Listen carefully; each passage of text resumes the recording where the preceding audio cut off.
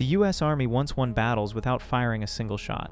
In 1944, a secret unit of 1,100 artists, designers, and sound engineers landed in Europe with a strange mission: inflate fake tanks, forge radio signals, blast recorded battle sounds through giant speakers to trick the Germans into thinking entire divisions were nearby. It worked, repeatedly. Real troops quietly slipped away while the enemy chased ghosts made of rubber and recordings.